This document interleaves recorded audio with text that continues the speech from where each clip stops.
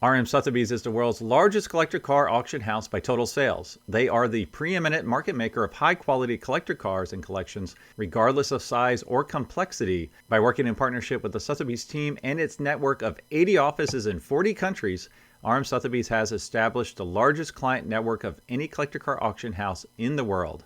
Join the RM Sotheby's family by connecting with one of their car specialists at rmsotheby's.com or contact me directly at gstanley@rmsotheby's.com. Try that again. Welcome to the Collector Car Podcast. I'm extremely excited today because if you've seen the title, it is Car Culture in Norway. So one of my goals in the podcast is to try to share different car cultures around the world. And if you are in a different country and you like this podcast and you would like to share your car culture with me, please shoot me a note, Greg at the Collector Car Podcast. I would love to hear from you and have you on the podcast. So today we're talking about Norway. So I'd like to welcome Christopher. Christopher, how are you doing? Oh, thank you, Greg. It's a pleasure to be here. Okay, and I promise you I wouldn't butcher your last name. So please tell us your full name. My name is Christopher Skjæveland. That's the most English way of saying it. In Norwegian, it would be Skjæveland. It sounds a bit more drab. Now, if you would, tell us where are you in Norway, kind of what you do, and then how you found me, honestly. Well, I'm located down in the southwest of the country of Norway, near the coast. And well, I'm an electrical engineer by trade, by day, and as night falls, I don my automotive journalist cape of sorts. I'm a freelance writer for one publication, a Norwegian vintage car or vintage vehicle publication, because we grasp around everything: tractors, lorries, motorcycles, everything. And what is that publication? I'd like to put a link in the podcast description. Yeah, it's called Norsk Motorveteran. I think I'll just send you the link. Yes, please do. It's in Norwegian, so it's pretty useless for English. But no, it's fine. I've been doing that for this is my 4th year, so I've been doing it for a while. It's quite fun. And the way I found you, Greg, is it's just Spotify aligning the stars. You know, I started listening to podcasts 4 or 5 years ago, and the Collector Car Podcast popped up as a suggestion. So it just went along. You know, it's interesting because I'm just putting this together. So a couple things. My sister lived in Norway for 3 years through the Air Force and based in Oslo. I had a chance to visit there, and I'll throw up some pictures from that visit because when I was there, I was really interested in what cars would you see in Oslo, and absolutely stunning, beautiful country. I mean, you guys seem like you guys have really figured it out. Absolutely loved it. I mean, my niece is 10 years old and she's walking downtown Oslo at 11 p.m. and totally safe. Like it was just a wonderful place. And so what was interesting is I had actually interviewed my brother-in-law, who at the time was an F-16 pilot, for another podcast I did called Learn from Others. I don't do it anymore. But what was interesting is at the time that was put out, he was in Norway. And so behind the US, I had the most listeners in Norway. And so I don't know if that linked to the Collector Car Podcast somehow. So anyways, while we're talking about podcasts, just an announcement. I am doing a second podcast called Full Throttle Talk. So that's another one you can check out with 2 other folks. Paul Kramer is a Porsche expert out of California. And then Tim Harris is an extreme enthusiast. So that, I think we've got 6 episodes out now. So, but thank you for reaching out. You shot me an email and you were kind of talking about a really cool car. So before we get to the kind of the culture in Norway, tell us about your cool car, and I'll flip up some pictures here while we talk about it. Yeah, sure. Well, my car is it's a 1970 Ford Torino Brougham 4-door hardtop. It's a bit of a mouthful. Now, where do I start? I feel it's kind of it's a rare but nobody cares kind of car. Because people overlook the 4-door cars, big time. And I've gotten a lot of Uh, I'm not going to say verbal abuse, but there's been some harsh times owning a four-door car. Uh, Which I think is but ridiculous yeah, because me too. it's more practical. You can fit your friends in there. The entry level price point is so low. I mean, you can get a '57 Chevy Bel Air four door, for a third of the price of Oh a yeah, two yeah, door coupe, right? yeah, big time. Yeah, and there were two things about that car that stood out because I fell in love with the 70 Torino as a kid, as an 11-year-old playing video games. I was playing. It's called Test Drive 5. The intro of that is on YouTube. People should look it up because it's actually pretty cool. If you aren't into cars and rock music, you will be by the end of that 1.5 minute video. But during the first frame, there's this short, just a snippet of a second view of this aggressive looking front end. And it's a Torino GT with hideaway headlights. Mm. And it really stuck with me as a kid, but the car wasn't in the game and I thought it was a Charger. And I sort of forgot about it for many years. And I got heavily into Mopar e-bodies. I was a 70 Challenger fanatic, but I was always priced out of them. Could never really afford them. And it was an advice from my dad who said, just look for something else that you think is cool. And this Torino popped up online. It was in Norway. It had been imported in 2002. And the hideaway headlights didn't work at the time. So I didn't really pay much attention to it. That it was a four-door kind of put me off, I'll be honest to say, shaped by the car culture, I suppose. but I started, looking more into it as the price dropped, and I did some reading, did some investigation, and I found out that the Brougham came standard with hideaway headlights, and that so somehow it flicked a switch in my mind because I was taken aback to this 11-year-old me. And I knew then and there I had to have it. And I sent the guy a deposit and I picked it up, the weekend after. It wasn't really as described. It had some issues, but I got it home. It was an 8-hour drive home, but barely made it through. 8 hours in that car? Oh, yeah, yeah. Did it break down? Did you do okay? No, it did okay, but we got a bit of a scare. It was me and a friend of mine.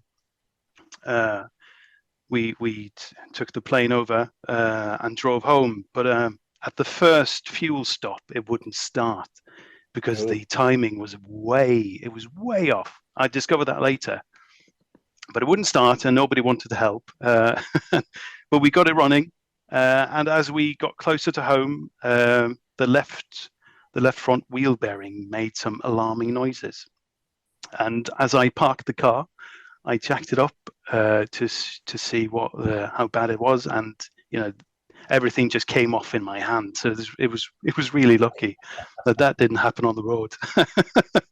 So no, it's a great car, and as you said, the entry level was I paid close to $5,000 for it, because it's the weird thing about the Norwegian market is that the more sought after and expensive cars tend to do poorly here because the people with that kind of money aren't really into that kind of car. But the cheaper alternatives are a bit pricier. You can get a bit more money for them over here as over there, I suppose. And it's a 351 Cleveland V8.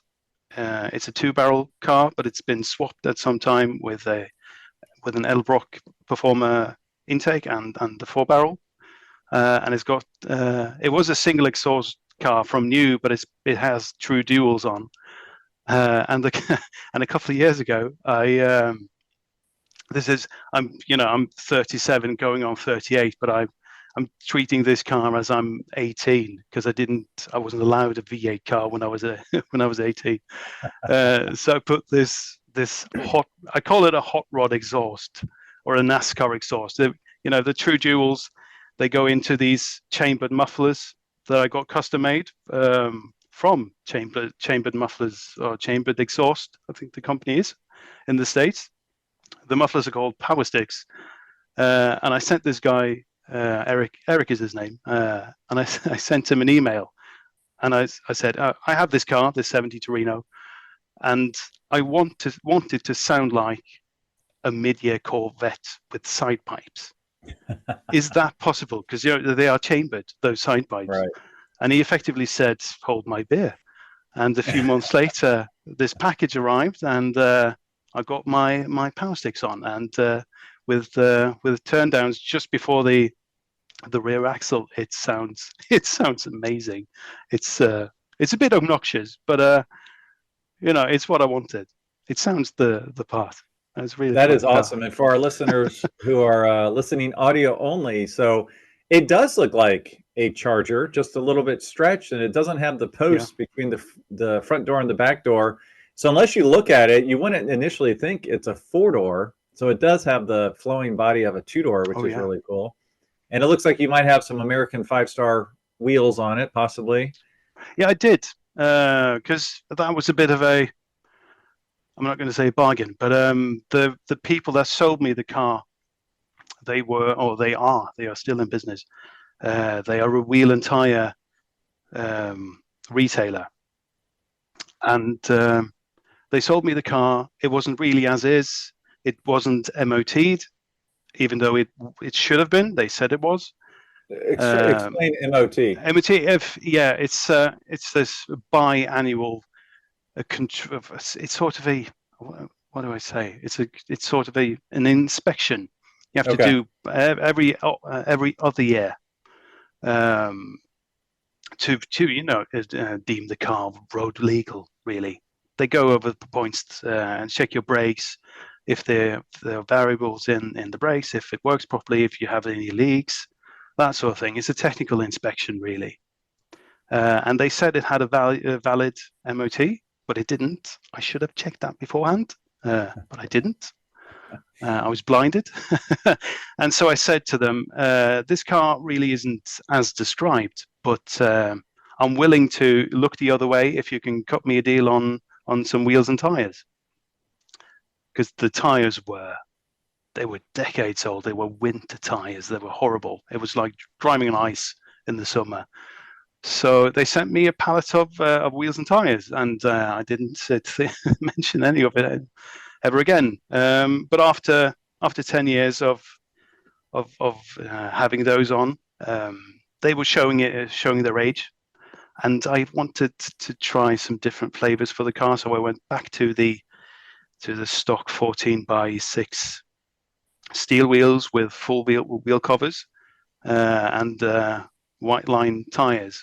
Now, what is the color? It's kind of a purplish blue. Like, is that not the factory color, or is that custom? Yeah, it's not the factory color. I kind of wish it was, but it wasn't. Originally, it was pastel blue. This really pale, pale blue. Yeah, but it's almost white. I don't really like the color. I'm not trying to offend people who do. It's not my thing. It was pastel blue with a blue vinyl roof. But in 2009, it was sent to Poland for, let's call it, a very sympathetic restoration, if we can call it that. It's not really good, but anyway, they painted it mystery blue. It's a Seat VW color, and it's really nice because it's like you said, it's a purpley blue kind of color, and it's sort of it's great. It's fantastic.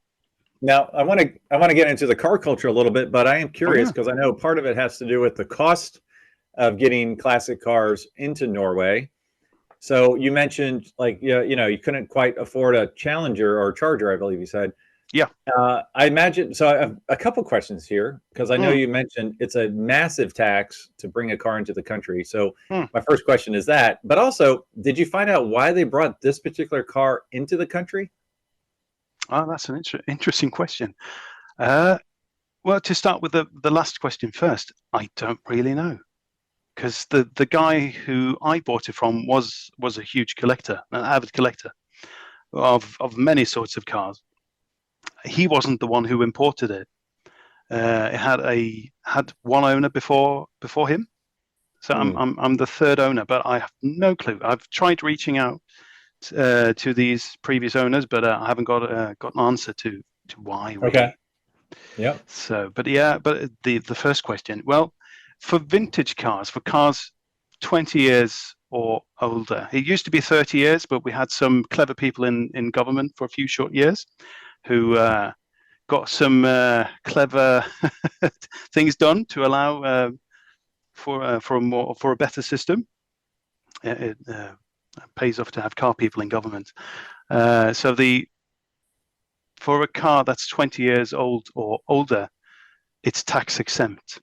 You have to pay a 25% VAT or value added tax on the purchase price, but it's tax free, more or less. But for every other car, you have to pay this ridiculous tax. But it's not as bad as it seems, because when a car reaches 10 years old, you can write off 90% of the tax. It's still going to cost you money. But for a new car, take an example of a new Mustang GT, because that's borderline $65,000 in the US. Yeah, nowadays, yeah. Yeah. In Norway, it's 150. It's even before options. Porsche 911s, they start at just under $200,000. Would the exception be hybrid or electric? No, they are double taxed. Just to be fair. Oh yeah. Hybrids have two engines, two motors. They have an electrical motor and a petrol or diesel engine. So they are double taxed. So it's contradictory, really. So this is interesting, because I thought the taxation for Norway would have been extremely in favor of newer electric cars. It is newer electric, yeah. Okay, so what is it for electric? Tax exempt for up to $50,000, and then you pay a percentage. I don't remember what, for everything up to, I think it's up to $100,000, and then you pay full. Yeah. Okay, so the most feasible car to buy new would be all electric, like Tesla. Yeah. Or something to that. Okay, that would explain why I saw so many of them over there. Oh yeah. So, if you would talk a little bit about the car culture there, because first off, you sent me an awesome picture of, it looks like a 62 or 63 Chevy Impala that's been literally rolled. I mean, every panel dented. It's a four-door. They made it look like a cop car. It's slammed. It's got cutouts into the bumper for the exhaust. There's two guys sitting on the car. Even the trunk deck lid is dented and beat. But when I was over there, obviously, like I said, I saw a lot of Teslas, but I also saw a lot of Morgans. I saw a lot of 911s. I saw one or two classic Mustangs of the 60s. But what is the car culture like over there? Are there cars and coffee events? Are there a lot of car shows? Just kind of talk about that a little bit. Yeah. Well, the car culture in Norway is all over the place, and I'd say it's really good, despite that we have a government that seems hell bent on banning cars altogether.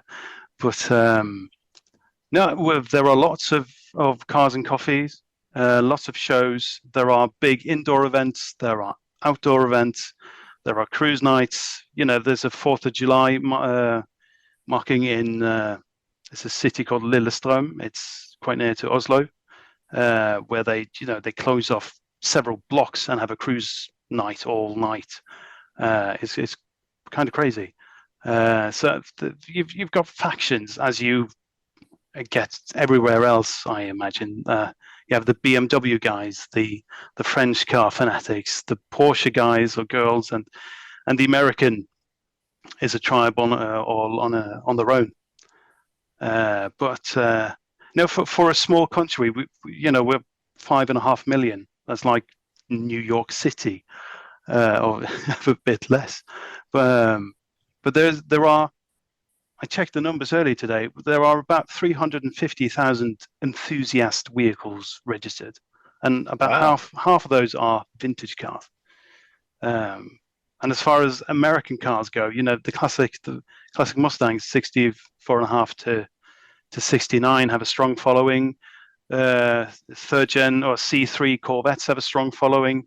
And for some very odd reasons, the Mark IV and V Lincoln Continentals have a strong following. It's a bit of an Well, yeah. oddball. So, but we like everything. There's a surprising amount of convertibles in this country, despite we have pretty much bad weather all the time. It's well, especially for us near the coast, we have 200 plus rainy days a year, so it's not really optimal for convertible motoring. That's what I was going to ask you. How many days a year do you have to actually get out and enjoy these cars? Obviously, in the summer, you can drive them longer because it's the sun doesn't go down, right? Yeah, and it's not really that bad because well, it depends on where you live in the country. Because up north, your driving season is like from late May to late August. But down in the south and more upwards or eastwards, the cruising season lasts from mid to late March and stretches to early to mid-November. So it's not really that bad. Oh, that's good. That's what it is here. I just Yeah, spent an hour pressure washing my driveway to get all the salt and stuff off yeah. of it from the snow we've had. But even still, I'm not taking the cars out yet because No. the roads are still crappy, So Yeah, I'm waiting for a good rain. Hopefully will happen while I'm gone. So yeah. wow, that's amazing. So what is your dream car?